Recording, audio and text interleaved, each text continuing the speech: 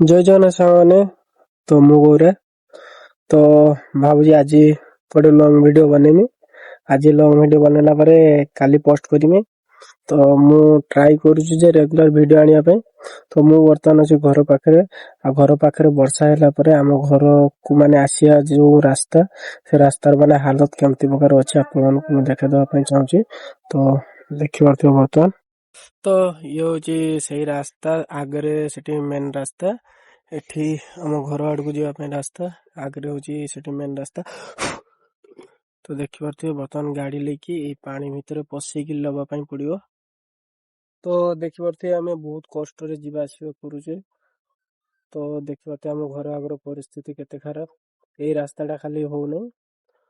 ତ ଆଜିକା ଭିଡ଼ିଓରେ ଏତିକି ରହିନି। ନମସ୍କାର, ପୁଣି ଦେଖା ହବ ଗୋଟେ ନୂଆ ଭିଡ଼ିଓରେ। ମୁଁ କାଲିକି ଲଙ୍ଗ ଭିଡ଼ିଓ ପୋଷ୍ଟ କରିବି କଥା ରହିଲା।